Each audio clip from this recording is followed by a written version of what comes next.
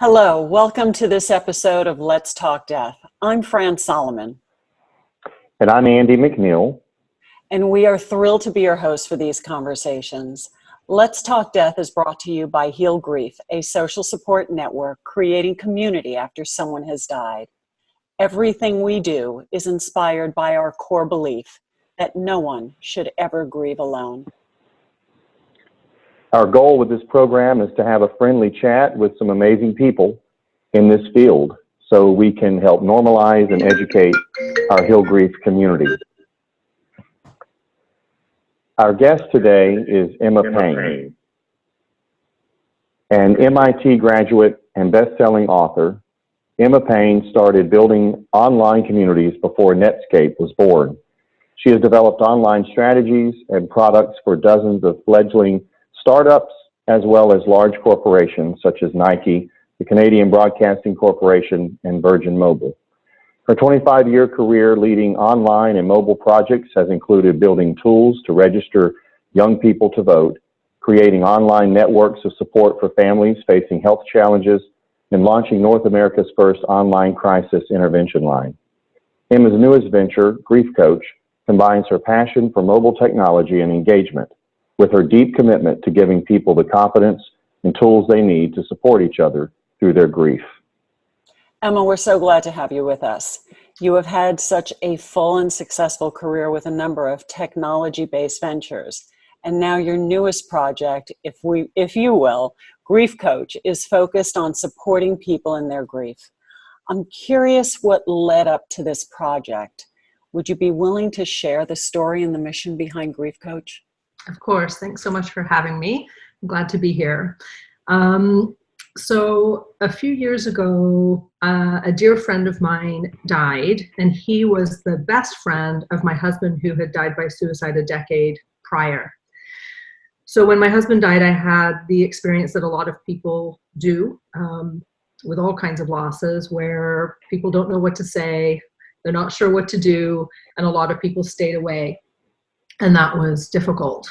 But his best friend, Gordon, was amazing. So he would call me on the anniversary date and cry with me and remembered things and talked to me about Barry, and was a really very, very important part of my recovery. So of course, when he received a terminal diagnosis, I was devastated. I was able to spent a lot of time with him in his last months, and during that time he asked me if I would speak at his funeral, and of course at the time I'm like, yes, Gord, whatever you need. But once he died, I realized that this meant flying across the country at Christmas to the hometown of my husband, to walk into a church of hundreds of people. They were also second cousins, so the same friends and family who I often hadn't heard from would now be people that I would be seeing and speaking in front of. So I was really nervous about it. I was very, very nervous about it. I had imagined all kinds of reasons that people hadn't reached out to me, of course. But in the end, this was the best gift that Gordon ever gave me, because as soon as I sat down in my pew, the woman to my right said, "Oh, how are you related to Gord?" I said, "Oh, we've been friends since we were teenagers. What's your name?" "My name's Emma." And her face fell. She's like, "Emma, wait, are you Barry's widow?" "Yes." "Oh," she's like, "I'm this person and this is my son." I said, "Yeah, I know who you are." And she essentially fell into tears, telling me how sorry she was that she hadn't reached out, and why hadn't she, and she couldn't think what to say, and all these years she'd been worrying about me, and was I all right, and this tumbling of emotions, and essentially that conversation was repeated for 48 hours through the pub night, the wake, all the events of the funeral weekend. This is what I heard. I had probably 100 people asking how I was, telling me how awful they felt, that they hadn't known what to say and do back then. So when I got on my plane ride home, I just thought, this is crazy. I mean, it was hard for me to not hear from people for all those years, but it turns out it was genuinely hard for them, painful. They felt they failed. It just seemed solvable, So I sat there on the plane basically mapping out GriefCoach, which is meant to provide support to the griever, but equally support to the people around them, to just give them simple tips, suggestions, and comfort for how they can help. That's Emma, how it came to be. that's amazing, and I have to say, thank you for my subscription, and I've had the opportunity now to be utilizing it for months, and the text messages that come through couldn't be more thoughtful, hopeful, and encouraging. And I've had the opportunity to add a few people on as my supporters. And I'm being told from them that the messages they receive as well to help support me have been as well inspiring and hopeful, and giving them the opportunity to thoughtfully reach out to me. Well, thank you so much for saying so. You make me cry. Yeah, no, it's and so needed. We hear so many people say, yeah, the first couple of weeks, everybody was there for me. But then it was like, oh my God, my person that died just vanished from my life because nobody seems to want to talk about it. Mm-hmm. It's like he never existed. Like, are they going to forget that my dad died? Are they going to think I forgot my dad died? Or that I don't want to talk about him. By not talking about him. Yeah. It's really, thank you so much. That means a lot. We're doing a big relaunch this week, and some subscribers have been willing to share their experience on as part of that. And it's been, man, it feels good, right?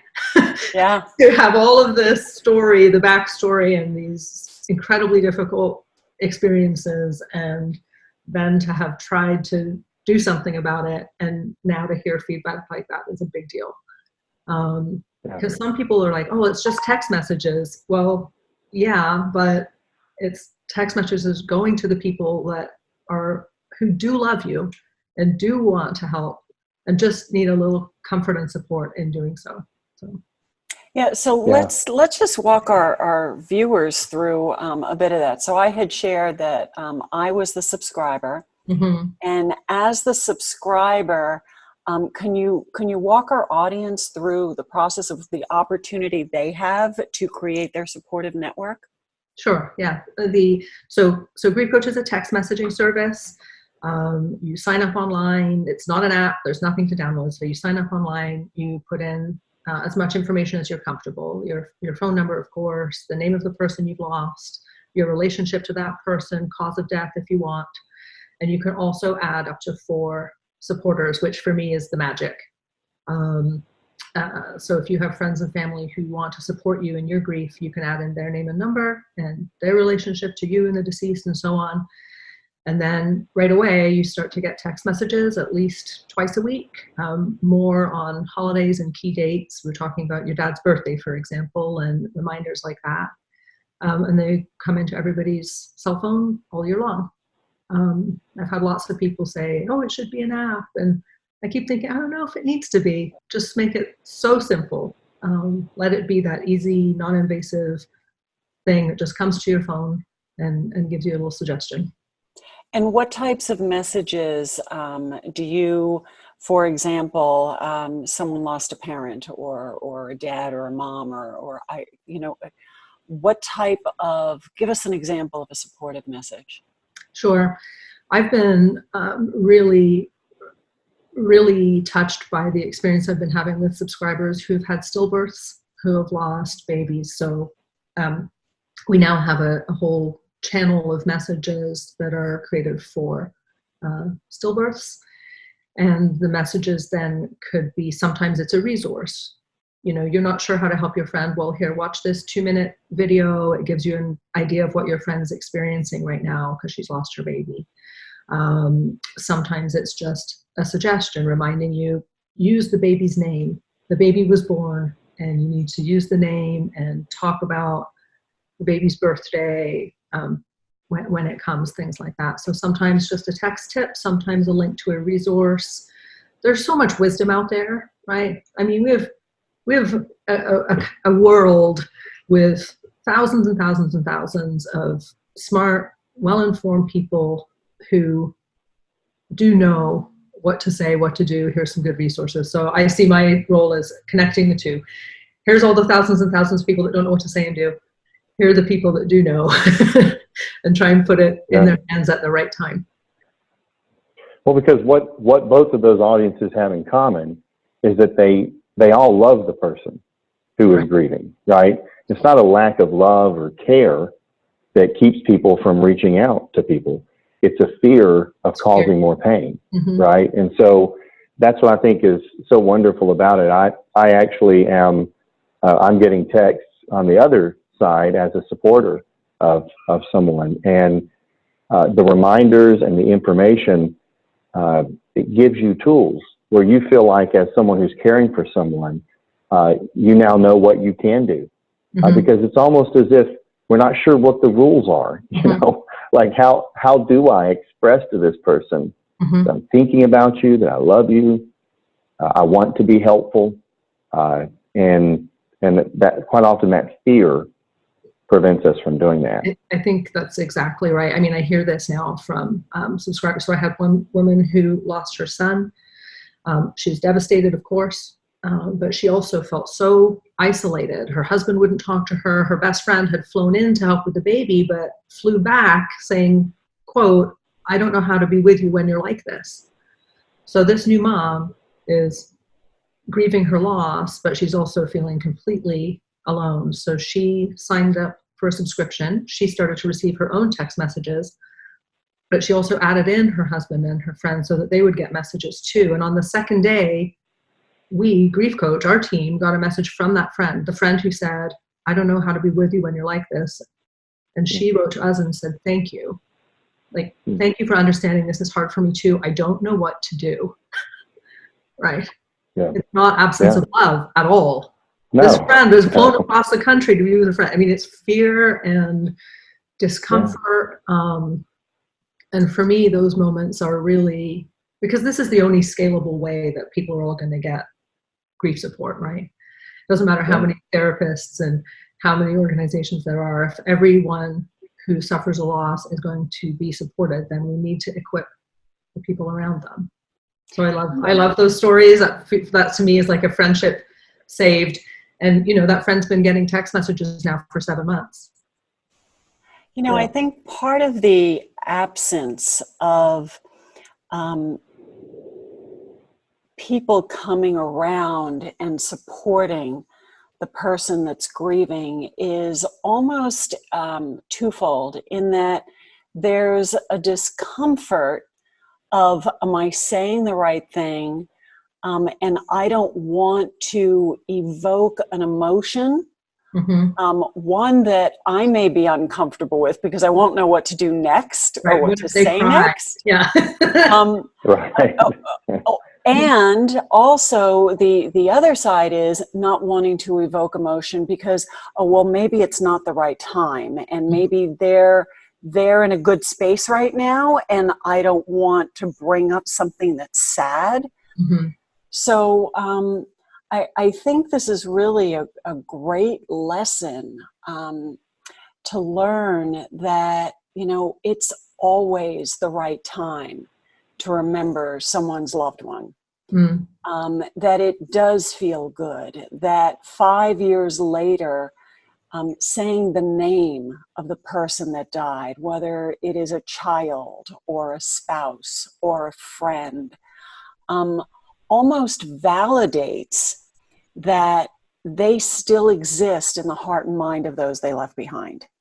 Yeah, exactly right. I had a wonderful conversation just this week with a woman who, so she's in her early 30s, she lost her mom, signed up, and that is exactly what she wants and needs. So she's talking about how her husband, she said, you know, I knew that this subscription would be helpful for me, but it turns out it's really, really helpful for my husband, because we're saying to him, hey, use her name. Oh, didn't your mom really love daffodils when you passed the daffodil display, right? Just keep her there. Right. And people don't people worry so much about doing that, as though you're going to evoke, as you were saying, Fran, you're going to upset the person or evoke feelings. But we all think about our lost people all the time, right? Yeah. Yeah. Or that you're not moving on. I love that one. Or that you're not moving on. Right. Well, our philosophy, I think all share mutual philosophy, is that, well, we can move on, but we want to move on with the memory, right. Not as it in absence of. And there's so much misinformation out there anyway about grief and people who are grieving. I appreciate the care that you took in putting the messages that you're sending together to be sure that the information is not only accurate, but truly reflects what we know to be the experience of people who are grieving and what they have said. This is what would be helpful to me, because again, there's a lot of information out there that directs people the opposite way, right. As opposed to, toward each other. Emma, we only have a few minutes. Oh, go ahead. I was just going to say, one of the things with the content is that I've tried to not tell people what not to do, because I think there's so much of that too. And then if you're flooded by, oh, don't do this and don't do that, stifling. It's stifling. So being positive and supportive and hearing things you can do, I think is what people need and want, right? No one wants to be warned about the terrible thing they might say wrong, because then they don't say anything. Right. Yeah. Well, and then that furthers that sense of fear. Mm-hmm. I also want to invite our listeners to recognize that independent subscriptions could be great for the whole family. If you are a widow and you have children, getting children on a subscription as well, where they can create their network of support, is crucial as well. They may need their support depending upon what stage of life they're in, from their friends. They may need their support. And also, Emma, I think you're doing gift subscriptions. Yes. Yep. We launched gift subscriptions last month, which I'm really happy about, because now it's a way for someone to just buy it for someone else, right? Instead of flowers or casseroles, here's a gift that lasts all year long and lets the grieving person build their support the way they want to. So yeah, thank you. I'm happy about that. Great. Well, Emma, we only have a few minutes left, and I wanted to give you an opportunity at this point to let our listeners know how can they connect with you? How can they connect with GriefCoach, with other ventures that you have? How would they make that connection? Thank you. So the website is www.grief.coach, COACH. So Grief.Coach. There's information there, and it's very easy to subscribe online. I'm very, very happy to hear from people directly as well. Emma at Grief.Coach. This has been the most humbling experience to be able to work full-time in this space. The work that people are doing and the people I'm connecting with are just incredible. So very, very happy to hear from anybody who's interested in either delivering networks to their clients and members, or talking about how to bring it to their friends and family. Love to hear from you. Great. That would be great. This would be a great resource for human resource individuals too, and corporations. Yes, EAPs, and when people take bereavement leave, we do have content that's for colleagues, because I think that's a huge area as well. What should I say and do when my colleague comes back to work? Yeah, sure. Well, Emma, we want to thank you once again for being our guest here at Let's Talk Death, and for sharing your journey and the story behind GriefCoach. Thank you so much for having me, and thanks so much for trying out the messages. That's awesome. Thank you. So thank you to those joining us for this episode of Let's Talk Death. If you would like to learn more about Heal Grief, please visit us at healgrief.org. At healgrief.org, you can learn more about all the programs and resources of Heal Grief, including our national network of support of grieving young adults called Actively Moving Forward. Let's Talk Death episodes will air monthly, so make sure you sign up on healgrief.org to receive our newsletter for a link to next month's episode. And with that, thank you for joining us on this episode of Let's Talk Death.